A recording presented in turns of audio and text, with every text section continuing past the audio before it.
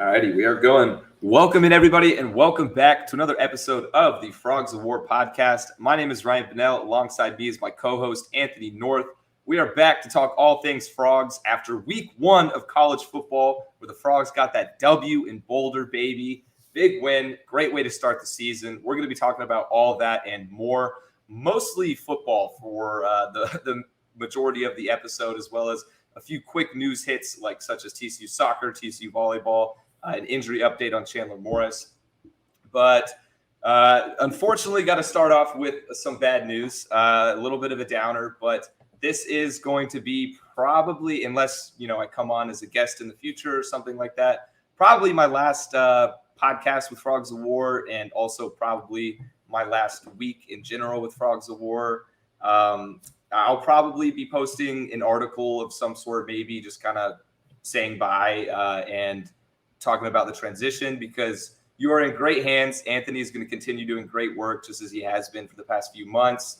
I can't necessarily speak on exactly what will come because, of course, there's going to be a little bit of a transition period again. But this is kind of what was expected whenever I accepted the job after Melissa and Jamie stepped down, because I was in a pretty big transition period in my life. I just started a master's program in sports journalism a couple weeks ago, which has been pretty hectic. And I also just accepted a full-time job doing social media for Pickswise, which is a sports betting company. So yeah, just honestly, as much as I love Frogs of War, as much as I love the community and doing this, I just simply won't be able to overwork myself like that. I wouldn't be able to put in enough hours to give you guys the content you deserve. So yeah, it is. I'm pretty bummed to be saying it, but let's go out with a banger, Anthony, shall we? Oh, no doubt. And yeah, I'm pretty bummed as well. I've can't say enough about your enthusiasm and dedication, Frogs of War. I have enjoyed listening and reading all your stuff for years, and this last 6 months working together has been an absolute joy. It's been a treat. So, I'm excited for you. I know this is an exciting opportunity and a lot happening, and excited for what Frogs of War has going forward as well. We'll hitting our second transition in 6 months or so is not great, but we've got a bunch of great folks writing for the site and working, and so we'll keep pumping out great content for all of y'all and keeping you up to date with all the exciting happenings at TCU Sports. Yeah, for sure. All right, I appreciate the nice little note there, Anthony. But all right, let's go ahead and get into some more Frog sports there. Yeah, enough about you. Let's enough about me. Let's talk Frogs of War. Let's talk Horned Frog football. Let's get it. But yeah, no, seriously though, I do feel kind of bad, like you said, the 6 months again, another transition. But it kind of was the plan when it started. But now that it's real life, it's just man, But all right, let's do it. Some quick news hits. Starting off before we get into football, let's hit some TCU soccer, which last week, as you may know, we gassed them up a lot, and they deserved it. I mean, they looked fantastic. They were playing well, just dominated a top team, Santa Clara, and now they're coming off a big loss to Duke and USC. It was a bad week. Yeah, it was a bad week of performance. Bad week of TCU soccer. And yeah, we talked them up like this is a Final Four team. What here comes the College Cup, bringing it to Fort Worth, and it may have been a little bit premature as it turns out. So yeah, in the midweek went to Los Angeles, took on USC, and just kind of looked sluggish. Looked like didn't really have their legs under them, or maybe we're looking ahead to the big matchup with Duke, and it didn't. It was a 3-0 loss. Kind of all around, didn't look great. Then, yeah, the big game Sunday night, sellout, crazy crowd. I was there. I was there with two of my kids there at Garvey Rosenthal, and biggest crowd ever for a TCU soccer game. 3,648. So breaking the record Jeez. there. It was nuts. It was probably too crowded, to be honest. That it's not really set up to house that many people. I was just They about to did a say, good yeah. job with moving people around for concessions and for they had all the portable toilets and all of that. But it was a wild crowd and exciting time there at the stadium. But didn't get the result would have liked. A 3-1 loss to number 2 Duke, who Duke earned the win, and it was a good Duke's a win, good but it's team. the kind of thing like you're playing a team that good, you can't make mistakes. They're going to take advantage of whatever little slip ups that you get. It's the kind of thing that this TCU team would normally, Minnesota makes a little mistake or, they take advantage and TCU was on the wrong end of it. A couple of back passes and just misplays at between defenders and Lauren Collette in goal. And that led to the 2 decisive goals to give the Frogs a loss. Yeah. And I mean, it's not the end of the world, although 2 losses definitely is a real bummer, especially early in the season. But Duke is a really good team. They are also one of the heavy favorites to make the College Cup, to go deep in the tournament. But we're not done.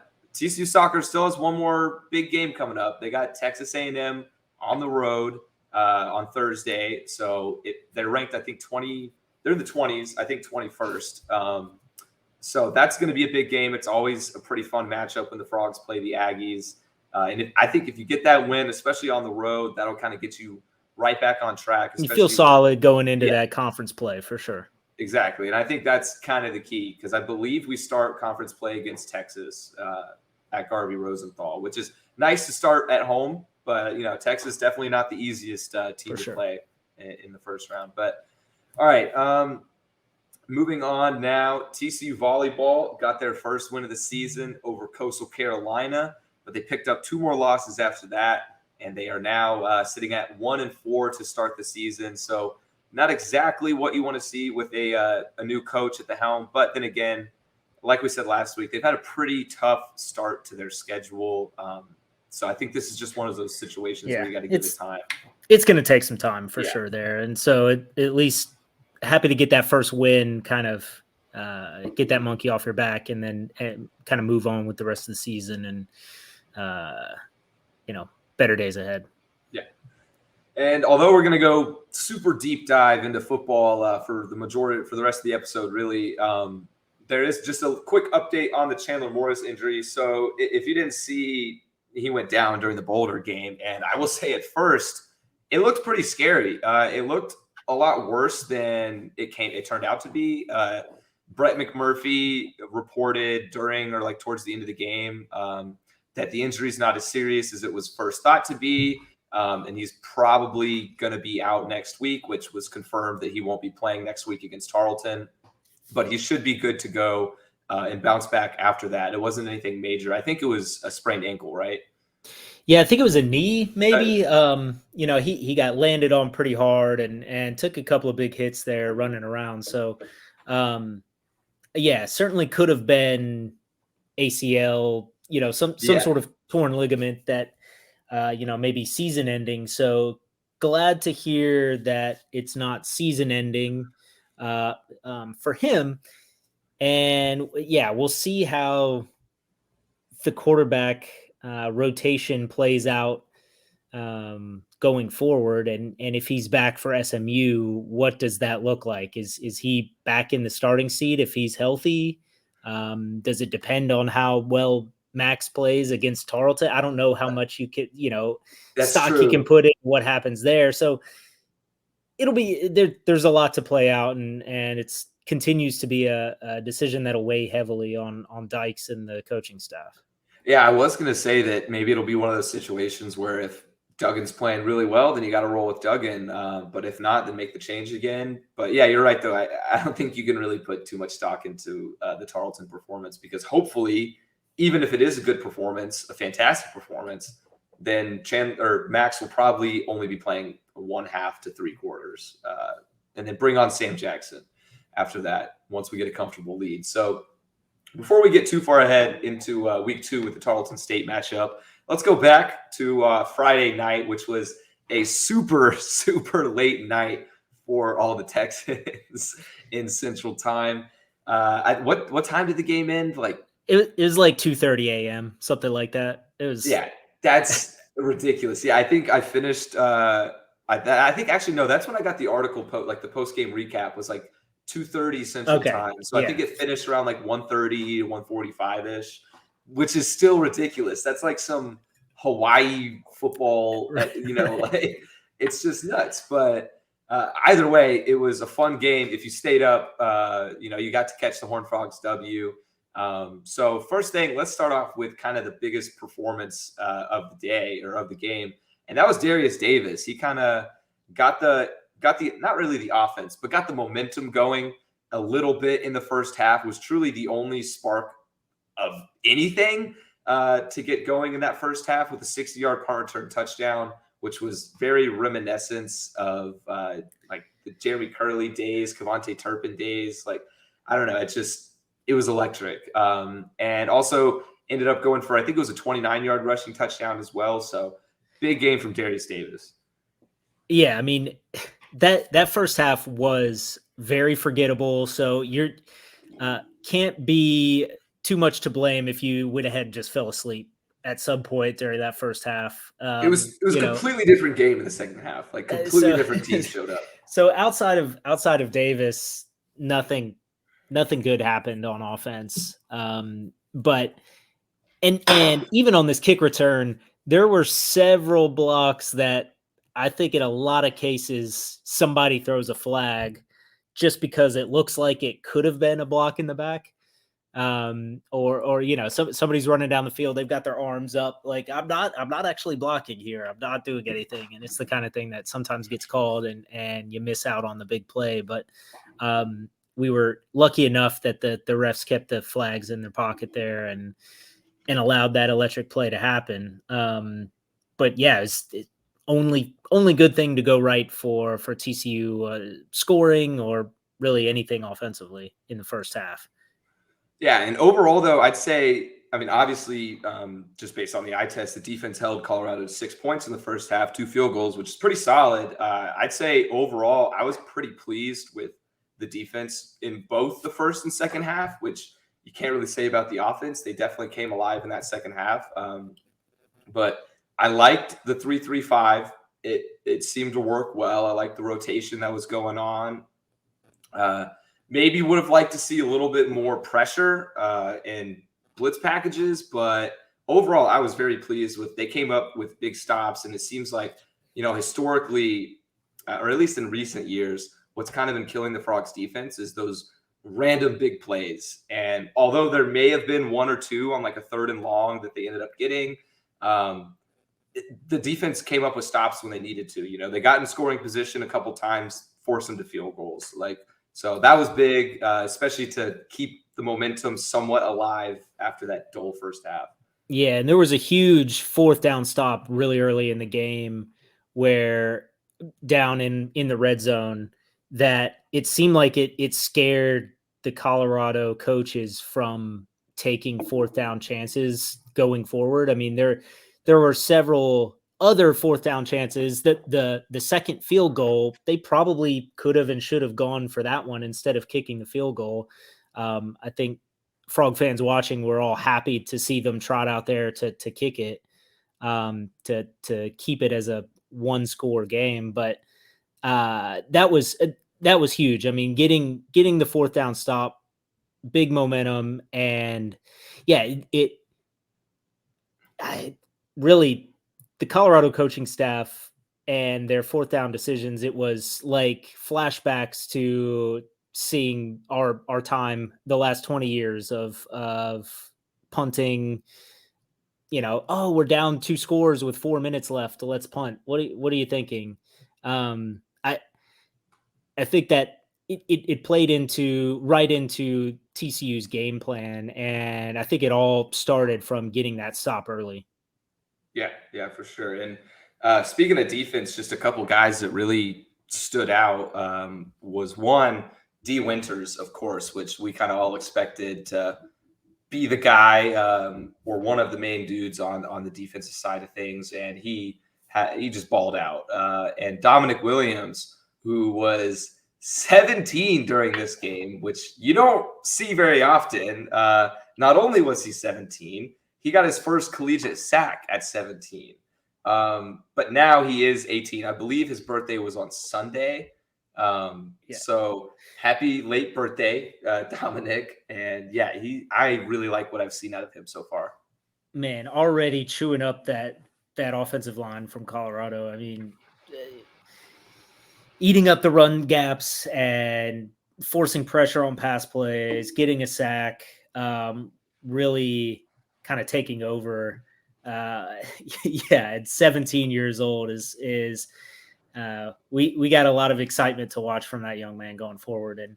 And you mentioned D. Winters, and I mean, goodness, he was everywhere. He was everything that we expected him to be. Yeah. You know, I think we've been kind of pumping him up this season, and we've been expecting a lot from him, and the coaching staff has expected a lot from him. And in this new defense, he's kind of has to be the leader and has to be the man in every situation. And he lived up to it 100% in this first game. Yeah, for sure. And the last individual player I wanted to bring up before we kind of just go on some overall thoughts of the first game under Sonny Dykes is Sam Jackson. So he got his opportunity late in the game once the Frogs had a comfortable lead. And man, that kid can run. That's all I'll say. It's like he's not – I don't know how to describe it. You know, it's almost like you want to compare it to Trevon Boykin, but Trevon Boykin was a little bit more like shifty and could maneuver. Sam Jackson is just speed, baby. Gone. He's just pure gone. Speed. Yeah. Like it was amazing to watch. I'm very excited about his versatility, and I kind of am curious though how the Frogs can best utilize him, because he looks and seems like he's an athlete, like a true athlete that can go to wide receiver. He can take carries in a jet sweep maybe. So like, I'm curious after seeing some of those, electric plays from him, if the Frogs might start utilizing him in some other ways. Yeah, I think so. And I think the 3 quarterback question of just like, hey, is this just something Dykes is saying?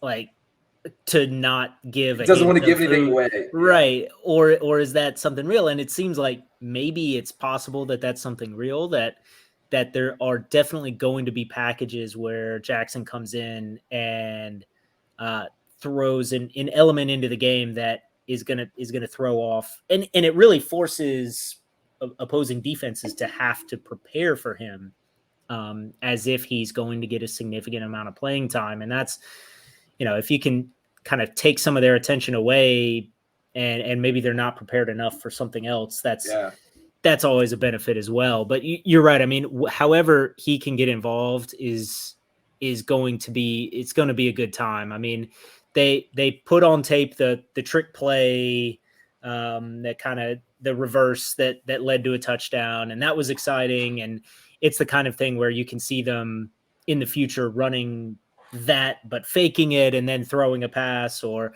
there's a lot of things that they've set up out of this kind of shown on tape that, depending on who is out there at quarterback, it can show a lot of different things out of it. So I think it's an exciting opportunity for the Frogs going forward for sure. Yeah, I'm excited to see how they utilize him, because I don't even know. I'm trying to think of a comparison, like a former college player or even an NFL player, but he seems really unique so far. So I definitely hope they can get him the ball in some random obscure ways, because I think that's kind of how he'll be utilized best, is in those situations that you mentioned. So overall though, the thoughts on Sonny Dykes. It was his first game with TCU, first game wearing that purple polo on the sidelines. How do you feel? Just overall thoughts. Happy, still some question marks. Where's your head at? Yeah, I think I'm maybe relieved. I think just because there are definite noticeable differences, things that he does differently in game than Patterson did, and that TCU's done for a long time. Like, mentioned the 4th down attempts, but I think there's decision making that is different. There's personnel obviously that's different, play calling that's different, but yeah, definitely just kind of happy to come away with a win that ends up being a dominant win, and glad that kind of could run it up in the end. But the lack of so we spent all off season on this quarterback question, and Chandler Morris wins the job. He's the guy. He's the number one guy, and he comes out, and that's what we see. And I don't know if that's a Morris thing or a Dykes thing or a everybody's nervous for their first game thing. But it was disappointing that version of everything had been building to this first opportunity, and it fell so flat. It wasn't the best sign. Obviously, things worked out okay in the end, and everyone came through, and it's a big celebration win. But some things to worry about there in the first half for sure. Yeah, and I mean, I kind of agree with just overall that was a big bummer kind of to see the slow start from Chandler. And I'll just kind of put it on nerves because it was week 1. And new system, new everything, getting used to it. And I thought it was kind of funny during the game thread. There was a couple of people were just going in on Chandler Morris, and it was almost like, yo, like let's take a chill pill, let's breathe. We still got a whole nother half to play, and then there was one comment that at the end of the game that was I'm so happy that I was wrong. Go Frogs. So yeah, it was just like it all worked out in the end. So I don't know, like you said, that 3 quarterback system probably ended up just happening because of that Morris injury. I think Dykes was planning on rolling with him for the majority of the game until it got comfortable. At least that's what it seemed like. But I'm not gonna lie though, that first half had me pretty nervous. Like you said, like just getting that win is a big weight off your shoulders. You know, like you don't have to necessarily panic about, man, if we lose to Colorado, it's going to be a long season. But that's gone. The worries are out of there. Now we get 2 weeks, and then it's, man, if we lose to SMU again, it's going to be a long season. Yeah, so yeah, exactly. We'll put that level of nerves off for a couple of weeks. Exactly, yeah. But I don't know what Dykes said to the team at halftime in that locker room. Whatever it was, it worked. It was like they truly just looked completely different. They had a new pep in their step. They were just a lot more efficient with the plays they were running and everything. But so yeah, that second half team was a lot more of what I expected to see off the bat, and it was nice to get the win overall. And I think my main takeaway is that I don't think we can be too quick to judge on both the negative side or the positive side. So this was game 1. Yes, it was a Power 5 opponent on the road, and not to knock Colorado, but Colorado is certainly not an upper echelon Power 5 opponent. It doesn't really compare to the kind of level that we're going to be facing once we hit Oklahoma, once we hit Texas. So let's be happy, but let's not freak out either way, because yes, there were bad things that happened. Yes, there were good things that happened. I think that's kind of my main thing is I don't want to, because I have a habit, of just jumping the gun. So I'm trying to like keep myself tame, basically. Just be like, all right, we got to win. That's what it is. It's just a win. It's not like, oh, Sonny Dykes national champions. Like, got to keep myself calm. So, yeah. And yeah, you mentioned the game thread, and anybody listening to this, if you go to the site during game days, in the comment section, you can just chat with the fans and one of us in there, giving updates. But really, it's just a fun place to kind of have some like-minded folks talking about the game all together. And the game thread for this game was just it was electric. I was working through the Twitter, and the Twitter was popping, and that was a lot of fun too. But man, I was impressed with the support and everybody, the engagement on that game thread. People were really into it. So that was exciting to see. I hadn't really seen it pop off like that in the game thread in a while. So Yeah, I was people are excited. Even the late night game, maybe, I don't know, maybe people are just stayed up too late. But yeah, we had. I mean, there were commenters until the game ended. You know, people stayed up. They were in it. So yeah, if you were one of those people in there, thank you. It was a really good time. I had a blast working the game thread. I think that was probably because I've worked a game thread. This is like my third season that I've done one, and probably even for basketball, that's the most interaction we've ever had on anything. I think like at least game thread wise, I think the only thing that compares maybe would have been the March Madness game thread because of course, I mean March Madness, you know, but and it was crazy. So yeah. It was nuts. Yeah. So all right, though, moving on from TCU's week 1, we'll just spend a little bit of time elsewhere around the country before we get into week 2. So first, let's start out with our fellow foes in the Big 12. And there wasn't really much to take away considering the majority played, you know, lower end programs but I guess one takeaway from one of those games is Oklahoma State and Central Michigan. Is Oklahoma State a top 15 team after that? Are you convinced? I think there's just something weird about Central Michigan that just Right? like throws Oklahoma State off, and like they have to, they can't play a normal game against each other. I think the biggest fraudulent thing out of this is Oklahoma State is still going to be a good team and they're going to be fine through the season, but the stat line for Spencer Sanders, and anybody thinking a takeaway from this is that now he's on track to like be in the Heisman conversation. Let's calm down. Let's we've already said our due diligence on Spencer Sanders. I know. I'm gonna keep saying it. No, yeah, I agree. That's the piece there. I think that the team's going to be fine. And, you know, they probably should have won by like 4 touchdowns and they only won by like 11 points instead. So, whatever. Yeah, it was a weird second half. I think they got outscored by like 15 in the second half. It was a 22-7 fourth quarter for Central Michigan. So, yeah, really weird game. A lot of points scored. Not really exactly what you would kind of expect to see from their defense after they finished in like the top 5 last year. So maybe they won't be as elite defensively as they were last year. But overall, I agree with you. I think they're going to be fine. It was just kind of a weird game. And next one was a absolutely electric game to start week 1 on Thursday night. So Arizona State, which is where I go to school, they now, at least I did go to TCU, of course, but they had a game Thursday. So I was in the stands watching, like I wasn't even watching the ASU game. I was just glued to West Virginia Pitt. It was awesome. It was just back and forth till the end.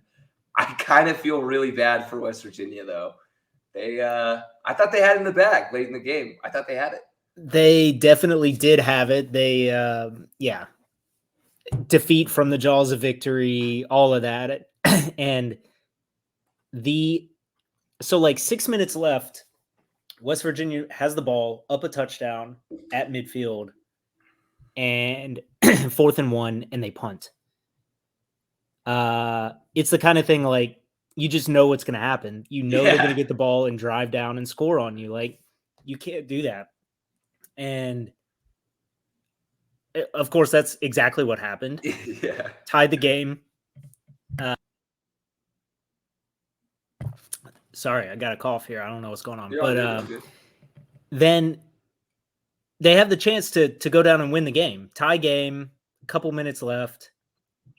JT Daniels out there. He hits his receiver through his hands off his face mask. And Bryce Ford Wheaton, who had been having this great game, he's an excellent receiver, great hands. It makes no sense. It's complete nonsense that this would happen. Bounces off his face, picked off, returned for a touchdown. And West Virginia loses. It's a devastating way to lose.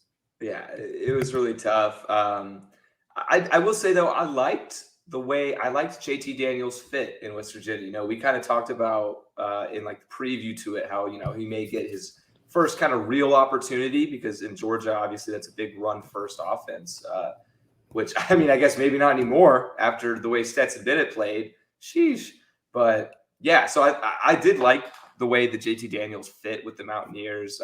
I think they're going to be just fine. The fact that they competed with the top 25 team, and they really should have won, in a hostile environment was fun to watch, but it was a tough break for the Mountaineers. So, and last but not least, around the Big 12, this is your note. I'll let you take this. Yeah. My note here was people seriously thought that UTEP would trouble the Sooners. So there was all this talk like, oh, one to watch, look out for a tight game from UTEP. It made no sense. I mean, UTEP lost to North Texas at home in week 0, and who then Sooners got are the Sooners. steamrolled by SMU. Yeah. So yeah, exactly. So people are still too low on the Sooners, in my opinion. They are up there with they should be people's like maybe the 4th team to sneak into the playoff. Yeah. They should be in that discussion, and they're considered way below that, and I just don't get it. I'm giving the respect to the Sooners, even with coaching turnover and player personnel loss, all of that. They're going to be really, really good, and they're a very scary team, and they showed it and demolished UTEP on Saturday. Yeah, like, I mean, my thing is, sure, they had that coaching change in the turnover, but I think they made a great hire. Venables is a great coach. He kind of addresses maybe a lack of defense that they could build upon. And Dylan Gabriel is a fantastic quarterback. So, yeah, I mean, as much as it pains me, Oklahoma should certainly be the favorite to win the Big 12. Like, just without a doubt. I mean, they've won, like 6 out of the last 7, something crazy like that.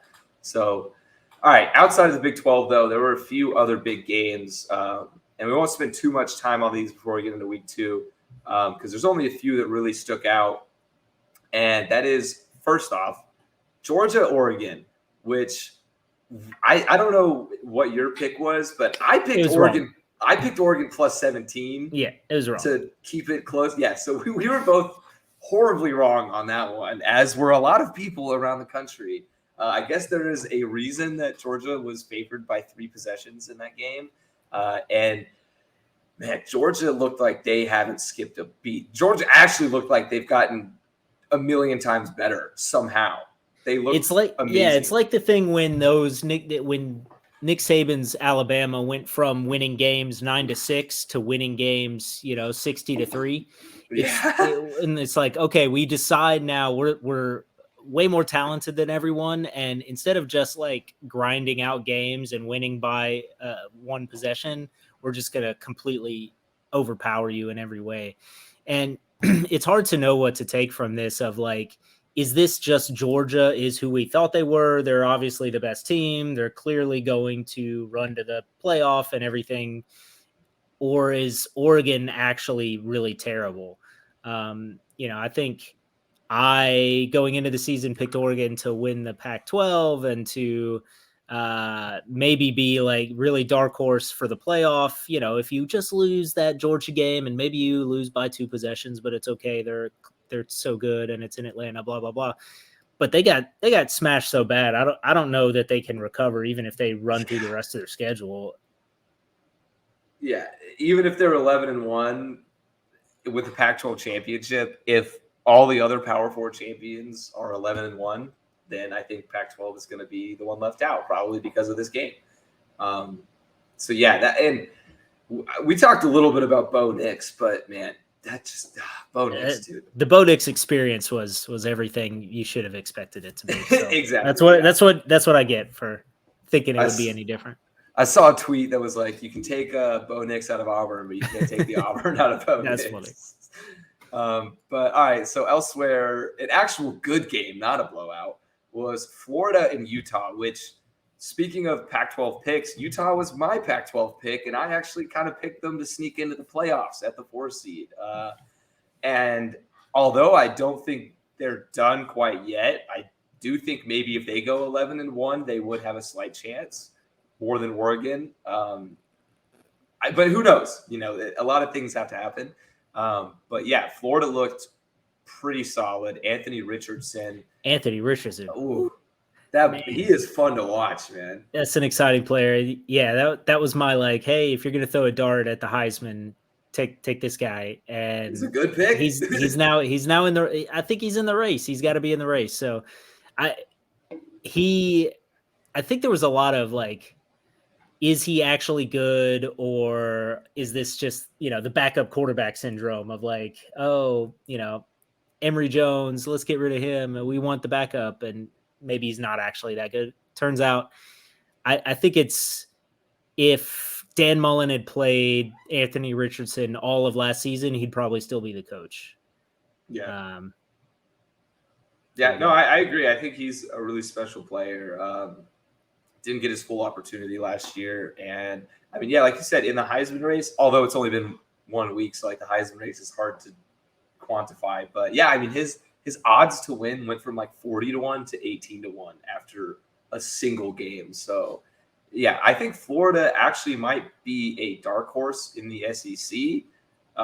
But you always say that until they have to play Georgia or Alabama, and then it just all goes downhill from there. But no, I thought this was maybe the game of the week. It was really entertaining.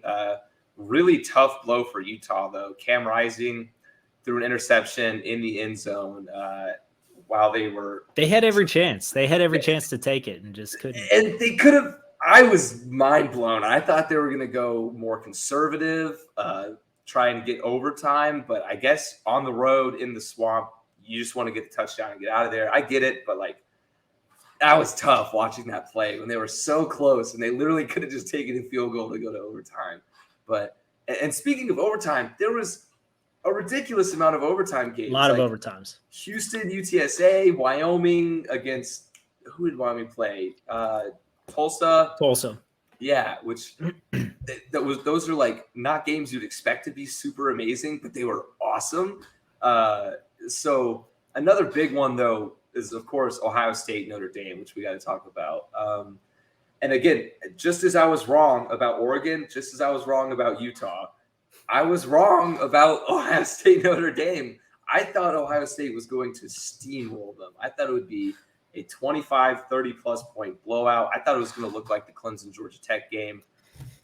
No, it was ugly. I didn't like it. Yeah, I think they announced maybe right before the game started that Jackson Smith and Jigba was out, and Julian Fleming was out, or maybe JSN got hurt. He got early in the game. He got a borderline concussion on the fifth play of the game. Yeah, so that's the kind of thing of well, when two of your star players are out right from the jump, you're not going to score as many points as maybe you were expected to. So I think they're going to be okay and still roll over everybody else the rest of the way. But I think Notre Dame might be better than I'm willing to admit. They actually held their own. Their offense wasn't much to be proud of, but I mean, their defense held their own against what's supposed to be one of the greatest offenses in the past few decades. So it's a surprisingly low scoring game. Like you said, though, I think Ohio State's going to be just fine going forward, especially once, JSN gets healthy. But I still don't know what to think about Notre Dame with this, are they just going to end up going 11-1 because they played well against such a good team, or are they going to blow another big game? I hope they just lose at least two more so we don't have to talk about them in the playoff. I just don't want to deal with that. Go have a nice fun season, but please lose to Stanford and USC and just I don't want to talk about it. Yeah, I'm completely with you there. All right, and then another just electric game was UNC against Appalachian State, which was one of the most expensive tickets around the country this week, and for good reason. That atmosphere was amazing. I can't believe how the end of the game turned out. App State was down and out. It looked like it was over. They just gave up a touchdown on the onside kick.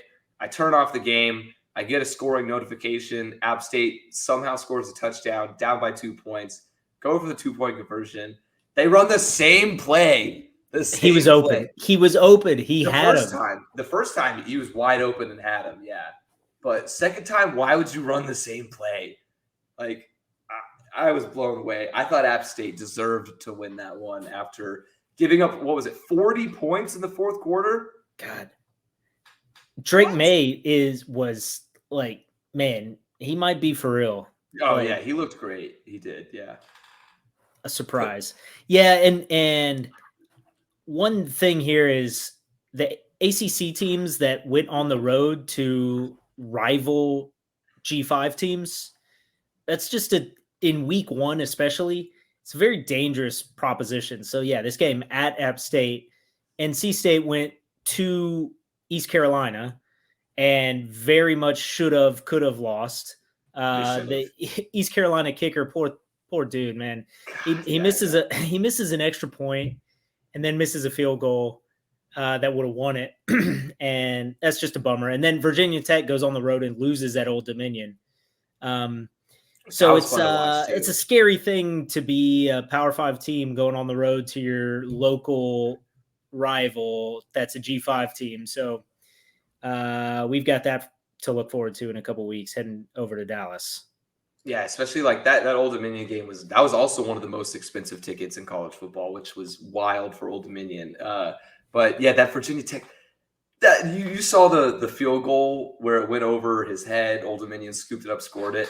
Virginia Tech should have won that game, but as a college football fan, I'm glad Old Dominion did because it was kind of chaotic and fun. It was cool. All right, so now we're on to week 2. Let's talk Frogs before we go back around the country. So we've already kind of teased it a little bit. Frogs are coming home, got their home opener this Saturday against Tarleton State. First time we've played the Texans in program history, which isn't too much of a surprise considering they just got upgraded to Division I not too long ago. But, you know, even though they're an FCS team, we can't just treat this, like it's any other game. Let's just check it off. Like bye-bye. Like you just talked about, these local teams. I mean, I guess we're not on the road though, which is a little bit different, but still these local teams, they've got a chip on their shoulder. For Tarleton State, playing at TCU in Fort Worth is going to be their Super Bowl. This is going to be probably the biggest moment of their season, barring any postseason success. But yeah, so it's a game. Although it's an FCS, it's a game. Frogs still need to come out and do what they do best, and hopefully they can run away with it. Yeah, I mean, I'll say I watched their first game against Mississippi Valley State, which is maybe the worst team in FCS. They're really terrible. So not sure how much to take away. And yeah, again, I say watched. I mean, it was like on the TV. I had it like on the ESPN Plus running while I was doing other stuff, doing chores or whatever, like packing for my work trip coming up. But there's some things that stood out. So like you said, this is not like a joke football team.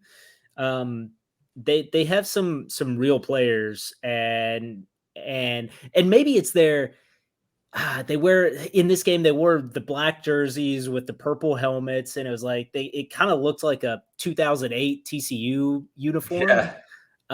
So maybe it was that was like in my head, making me think even more about them. But and they had a good crowd out, and I bet they bring a pretty good crowd into Amon Carter Saturday night. And yeah, so obviously the team won't take them lightly, but I think for the fans, don't be surprised if there's maybe the score is even closer than it was in the Colorado game. I think that's on the table. I'd like to say TC. We'll get into picks later, but I think there's some real football players here, and the first thing that stands out is they've got some wide receivers that are like legit ballers. Just watching this game, some one-handed catches, some Moss stuff where they go over the defensive backs. And again, they're playing one of the worst teams in the country. So at their level. So, but number 7, just guys to keep an eye on this weekend when you're watching the game. Number 7, Jaden Smith, not that Jaden Smith, not Will Smith's Jaden Smith. but Jaden Smith. And number 2, Gabe Douglas. Douglas from Denton Ryan had P5 offers and was a 4-star coming out of high school. So big time player. He ended up having to go JUCO route, but he's not to be trifled with. I think he's somebody you gotta look out for. And these guys are both. Yes, Jaden Smith is 6'6", 210. Douglas is 6'3", 210. Oh, you've got a note here. I do have a note. Yeah, so I was gonna wait until you're right. Though. I'm just like reading through my notes. I'm like, but yeah, they're watching these guys in this first game. It stood out that they were very much clearly better than everyone else that Mississippi Valley could possibly throw at them. Yeah, so my note here is Jaden Smith actually went to my high school. He was in the grade below me. We were on the same basketball team, JV baby. But so I know he's a baller. Like he is. My high school did not throw the ball ever, and so the fact that he got recruited out of high school just shows how much of an athlete he really is at that position. Because he got recruited just strictly by going to camps and stuff like that, and. He originally went to Montana State, transferred after being their like top receiver to Tarleton State to come closer to home. And like you said, he's already started out really well with the Texans. He is definitely not to be taken lightly because his size, combination of size and athleticism is pretty unique, especially at this level of football.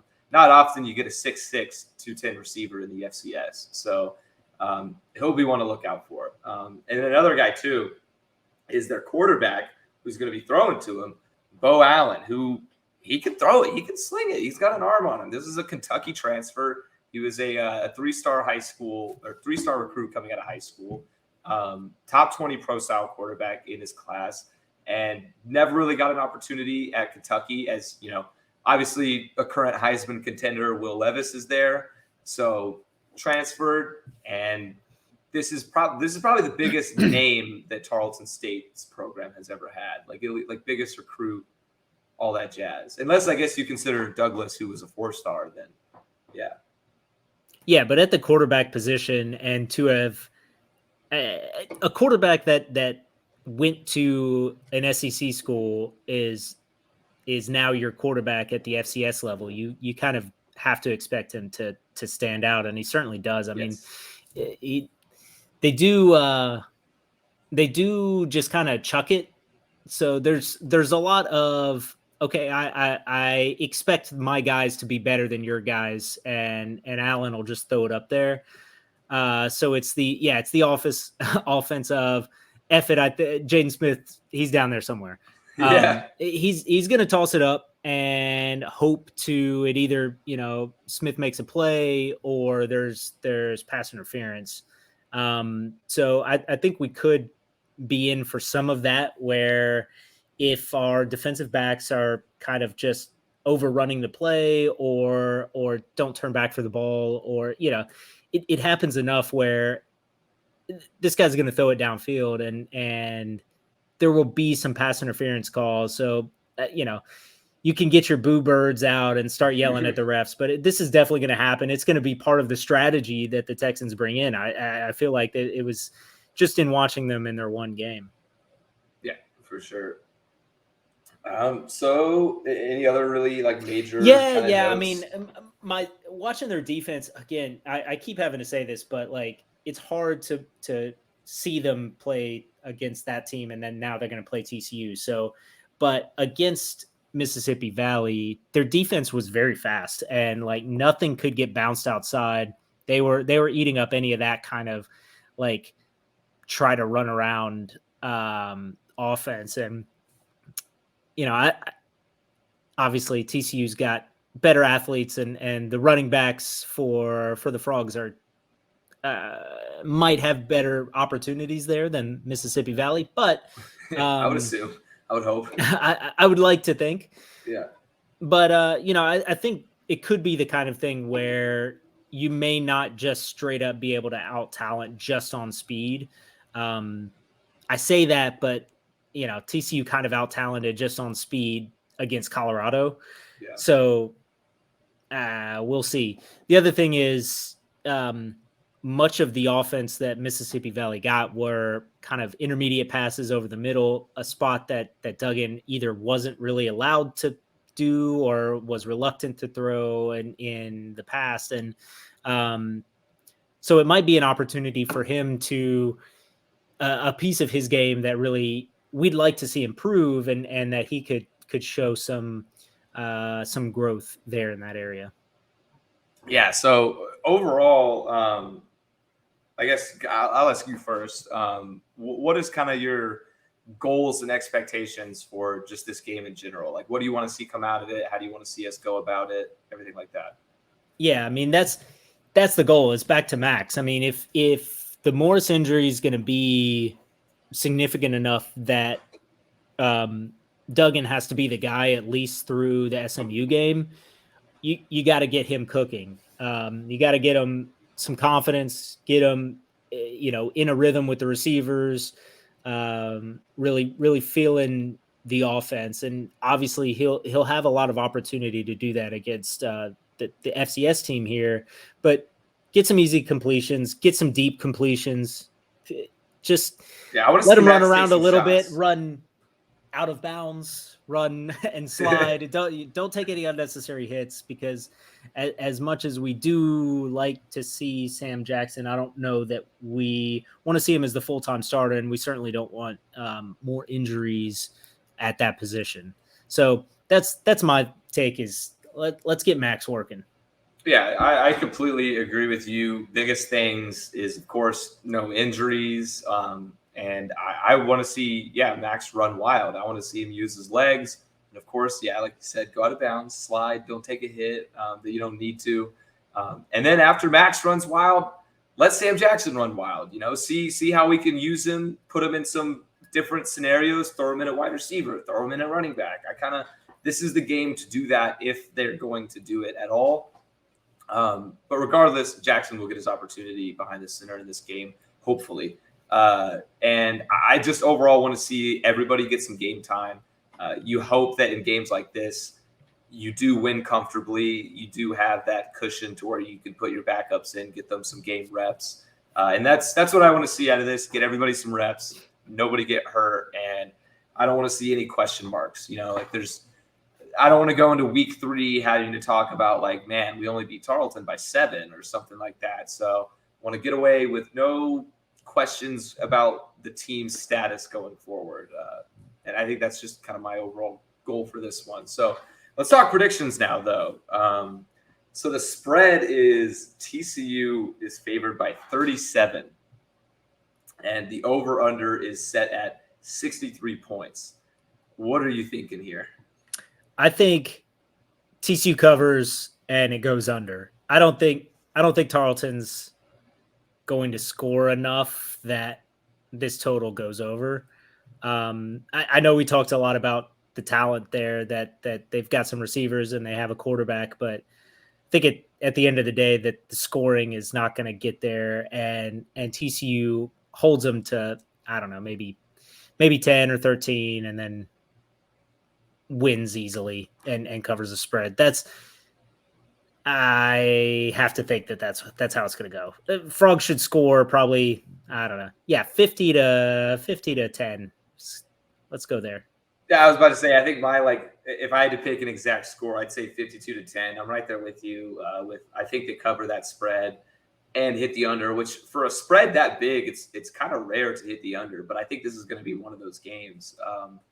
And yeah, it is a little ironic after just kind of talking about how they do have some guys, but the fact of the matter is TCU's guys should be better than their guys. And that's just the fact of the matter. It's just plain and simple how it is.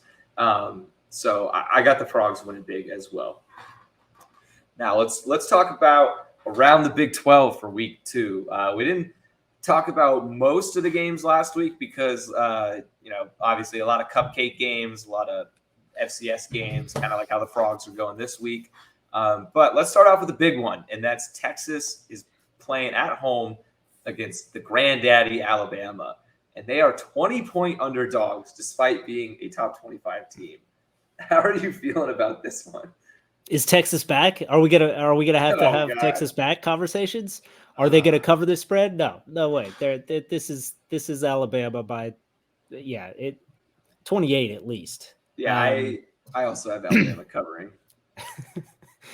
It's a lot of points. Texas is not back. We can't allow Texas to be back, and they will not be back here.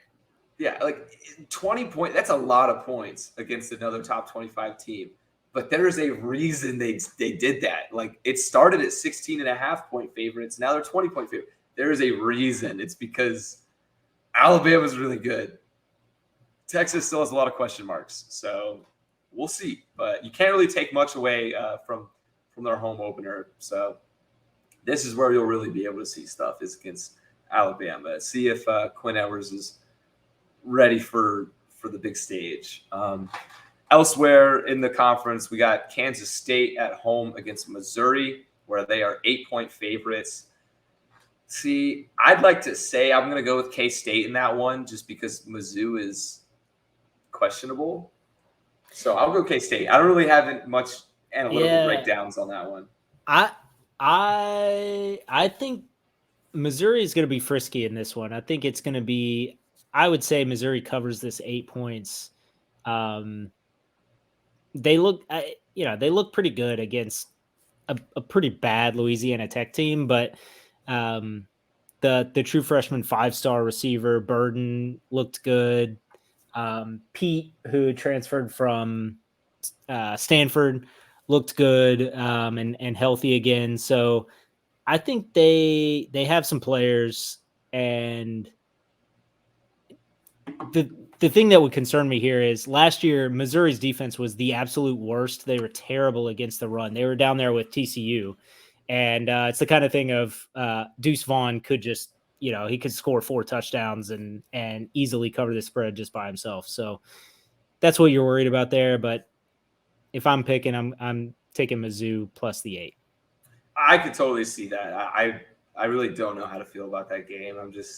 I don't know. Yeah, I could see that happening. I mean, hey, how's Mizzou going to win, though, without Sean Robinson on their roster? They got to have Sean there, man. At what, linebacker or? Yeah, exactly. Yeah. All right, though. Next up, Texas Tech. This is very interesting. I love this game. This game is awesome. Very interesting. Texas Tech, 2.5-point favorites at home against Houston. Personally, I think this line might be a little bit skewed. I don't know what it opened at, but it might be a little bit skewed based off Houston almost losing to UTSA. Which, it shouldn't, because UTSA is pretty good, and that game was in San Antonio in the Alamo Dome. And I think UTSA. I mean, this game's on the road too, but I don't know. And Texas Tech also had their starting quarterback, Tyler Show. He got injured and is not going to be in this game. So, Smith came in and looked really good. So is it the same kind of thing like we're talking about TCU, where you've got an easy backup that steps right in and you don't miss a beat? I don't know. And yeah, I think people are probably scared of Houston now and maybe thinking, there was a lot of hype and we liked him a lot going into the season. I'm picking Houston to win this game. Yeah, I think this is a very weird line. Like, the fact that Tech is favored is kind of surprising. It's like just a pure home field advantage thing, I think. Yeah. This game is in Lubbock. So, for it to be, you have to think at least 2.5 points worth of advantage to have to travel there and in that environment. So yeah, I think this is a really toss-up game and give me Houston. Yeah, weird things happen in Lubbock, especially at night. So I could totally see that. But yeah, I agree. I think this is one that you kind of just don't overthink it. Houston's the better team here. I think you got to go with Houston as well.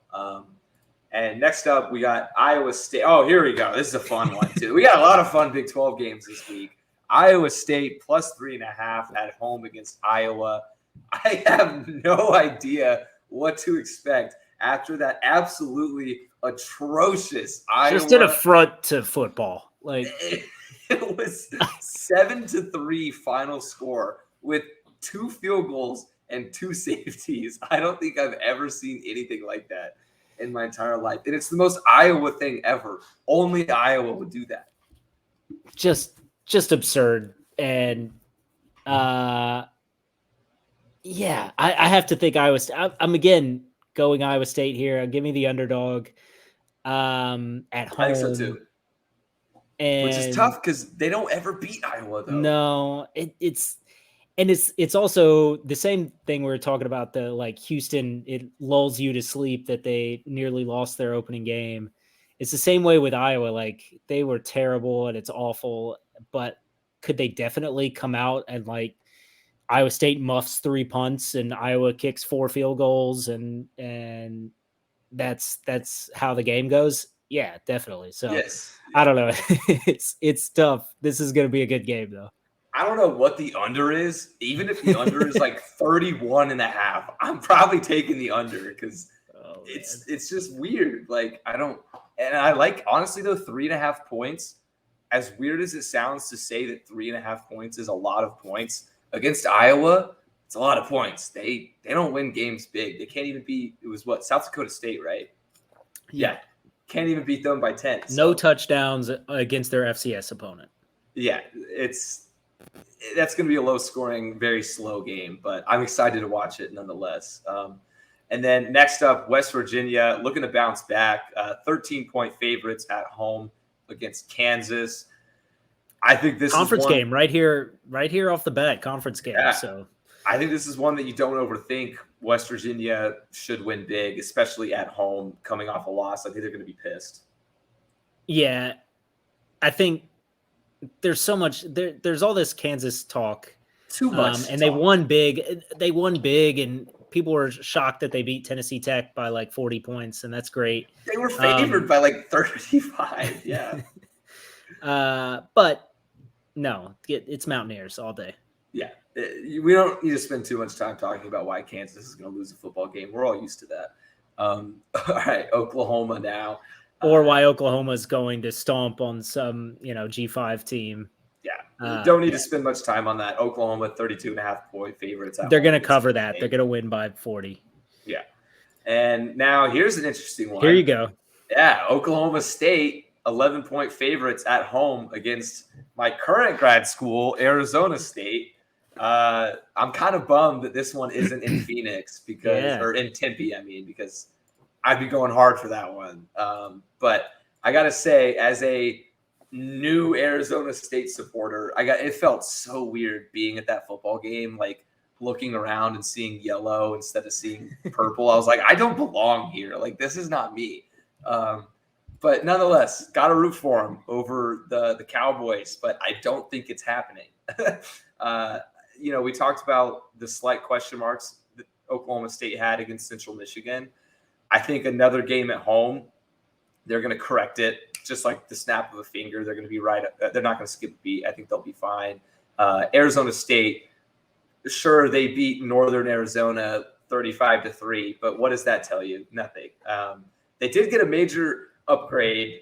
I like Emory Jones. I think although he's not Anthony Richardson, that's for sure. He's definitely not. He is still a really good ad for Arizona State and something they kind of needed. It's just this one's all Cowboys to me. I don't see it happening. As sad as it is.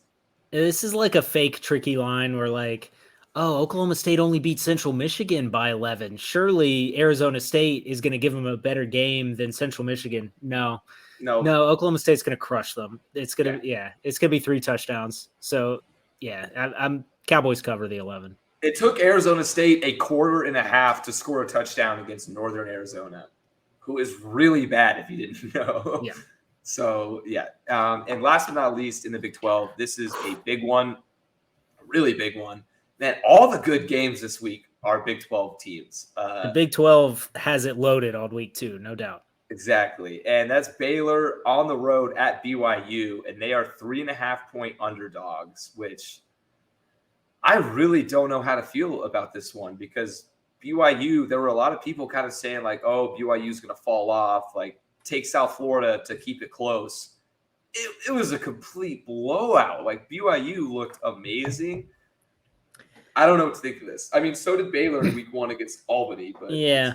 Yeah, and it's tough too because there's some big injury questions at BYU. Gunnar Romney and Puka Nakua, the receivers, their star receivers are both like questionable.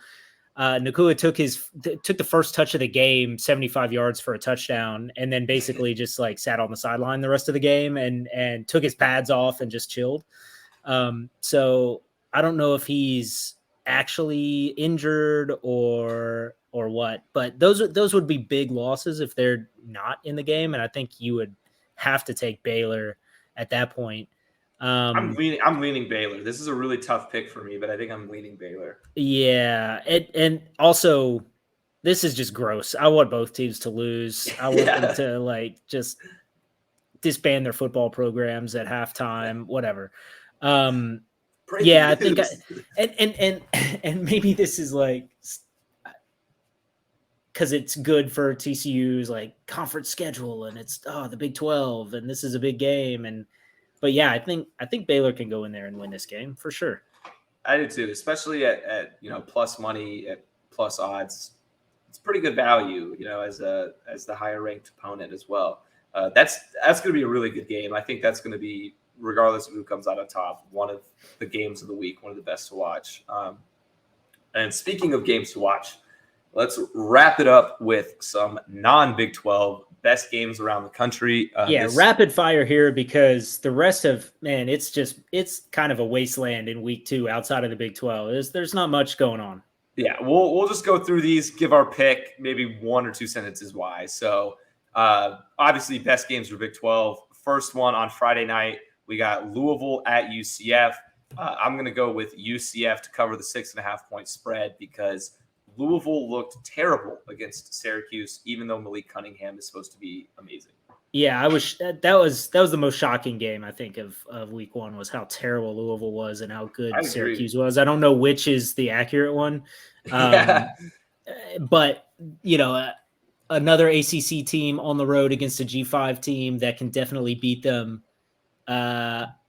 I don't know. For some reason, I can't give up my Malik Cunningham priors, and I just feel like he's going to do something. And I'm taking the underdog on that one.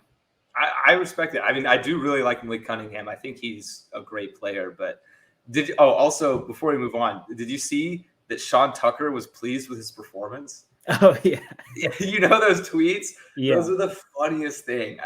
So for those who don't know, Sean Tucker, the running back for Syracuse, literally after every game tweets, Syracuse won today 34-7 against Louisville. I finished with 98 yards, 85 yards receiving, and 2 touchdowns. I am very pleased with my performance. Great. It's like the most robot thing you could imagine. I don't even know, but it's so funny. It's like the Magic Johnson tweets. Yeah. It's like, okay, it's not a good day unless Sean Tucker was pleased with his performance. Then you can go on about your day.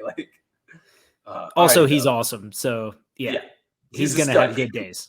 He could tweet about his performances all he wants if he's putting up those numbers. All right, so next up, Tennessee on the road at Pitt. The Volunteers are 6.5 point favorites. This is another tough line for me, but I'm going to lean towards Pittsburgh to cover plus 6.5 at home. Yeah, I'm the same way. I mean, it's the same thing of like, okay, they nearly lost in a rivalry game, but they didn't. Is Tennessee actually going to be good, or are they just, they put up a bunch of points on Ball State, but like who cares? Exactly. I'm taking the Pittsburgh here. Yeah, I agree. And then next up, South Carolina on the road at Arkansas, and the Razorbacks are 8.5 point favorites. It seems to me like the market and just the kind of general population has somewhat overvalued South Carolina just because Spencer Rattler transferred there. And we all saw what Spencer Rattler did at Oklahoma, right? Literally getting chanted off the field by his own fans. So although I think he's a talented athlete with a lot of potential, his potential hasn't come to fruition. So I think it's a little bit too early to say that they're going to be able to keep it within 8 points against Arkansas, who just beat a good Cincinnati team. So 8.5 is a little weird line, but give me the Razorbacks. Oh yeah, I'm the same. I like Arkansas. I think they take this game. I'm not a buyer on the Cock Commanders as their new mascot. That's pretty funny. All right, and next up, Wazoo at Wisconsin, and the Badgers are 17-point favorites. Who did Wazoo play in week 1? I didn't even see. Oh man, it was somebody they played maybe like Idaho. Okay, yeah. So not much like to take away. Yeah, not much to take away regardless. But Wisconsin 17-point favorites. That's kind of a lot. I don't know. That's a lot, and it's a fun. I don't know. I threw this game on the list because I like the clash of styles. I mean, Washington State, Cam Ward's going to throw the ball around a lot. They've got some fun receivers, and then of course Wisconsin, Braylon Allen is a monster.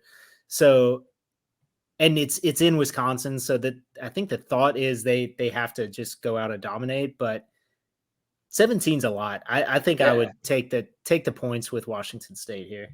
Yeah, I completely agree, especially with, like you said, the style matchup. You know, Wisconsin's going to run the ball, waste some clock, while Wazoo's going to try and put up points as fast as humanly possible. So 17 points will be a lot for that kind of slow-paced offense to cover. All right, and then back to the Swamp again for week 2.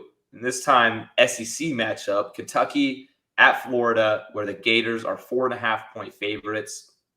I think, although I like Will Levis, I like the kind of meme and hype train around, oh, Kentucky's a football school now. They're not. They're not a football school. And Florida should cover. I think they win by a touchdown or more. I don't know.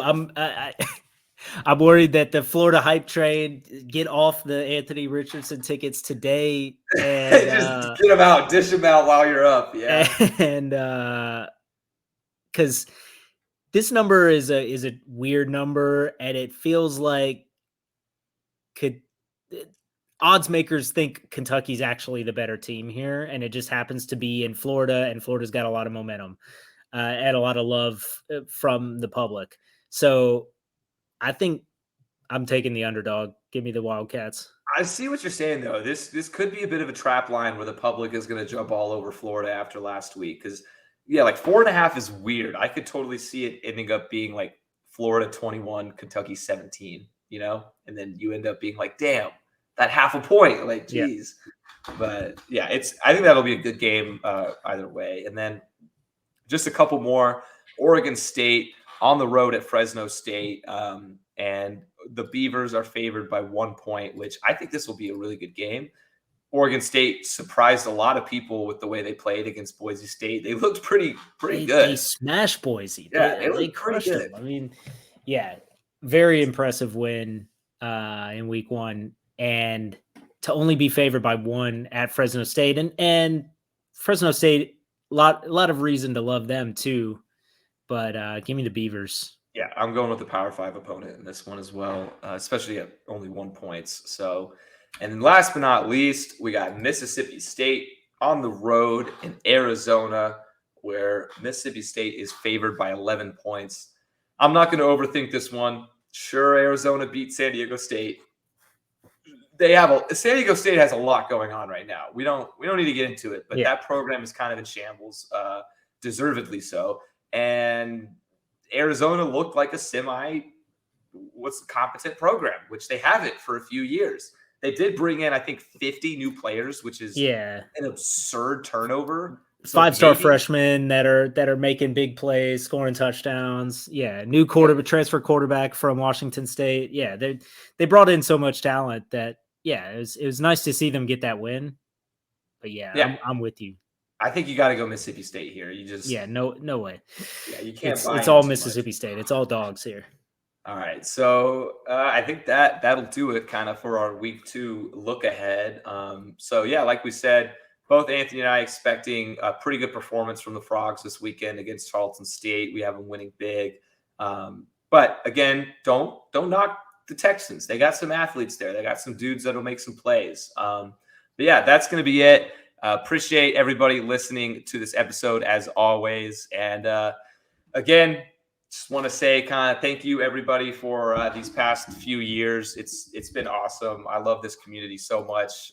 This job has really kind of pointed me in a direction for my career. It's the reason why I am kind of doing what I'm doing now rather than what I wanted to do when I first set out, was just because of how awesome the interaction was, how awesome this community was. So yeah, thank you everybody for reading my stuff, listening to the podcast for the past few years. It's been an absolute blast and an honor to cover the Frogs for Frogs of War. So yeah, with that being said, that's going to be the episode, and we'll keep churning out content. I still got a few more days left, so I still got a couple articles to go, but you're on deadline. Let's go. Get it. I'm on deadline. You guys can't get rid of me too soon, but alrighty though. Thanks for listening, and I'm sure Anthony is gonna, like I said, he's gonna keep doing great work. He'll probably figure something out with the podcast as to what's gonna happen with it going forward. But yeah, thank you guys for everything, and of course, go Frogs. Go Frogs.